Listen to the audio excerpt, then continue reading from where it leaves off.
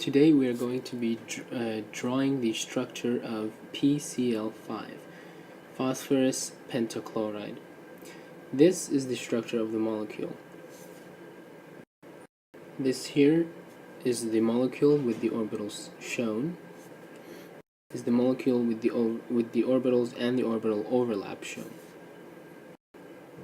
The molecule, 3 different angles to see, using the model kit.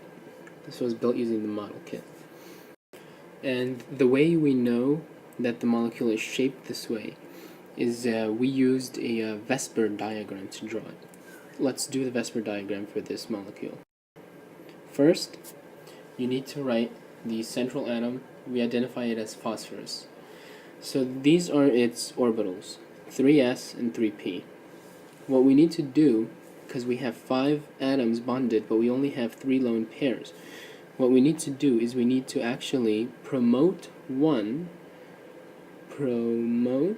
by adding energy, and this will give us here, now we have 1, 2, 3, 4, 5 lone electrons that can form bonds. And in this state, phosphorus is called excited. It is the excited central atom now. Although, as we saw in the structure, all of the bonds are on the same energy level.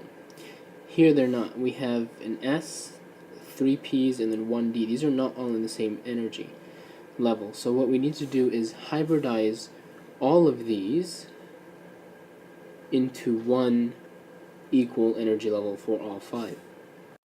Again, this is called hybridization. And what we do is we have all 5 of them next to each other, and this is now a new orbital called sp3d. 3 P's and a D, that's where the 5 come from. And this is now going to bond with the chlorines. So each chlorine has a 3p orbital ending like this, 5 electrons and 1 lone electron that can bond. So we have 5 chlorines. I've only drawn 1, but imagine there are 5 here, and each one of these will combine with one of these lone electrons in our new sp3d orbital, just like this.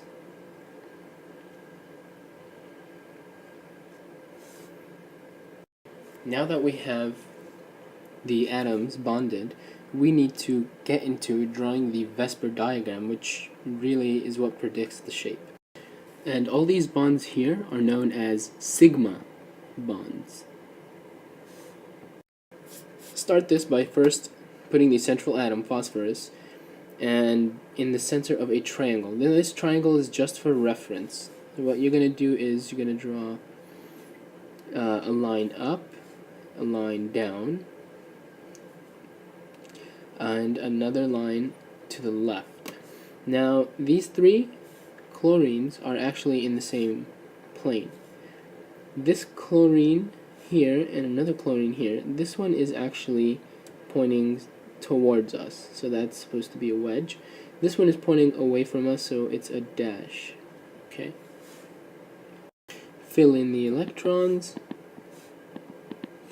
and that is the structure. The 3 elements on the triangle are known as equatorial, and the angle here is 120 degrees. This chlorine here and this chlorine here are known as axial, and they form a 90-degree angle with the equatorial atoms. The overall shape of this molecule is trigonal bipyramidal. So trigonal bipyramidal.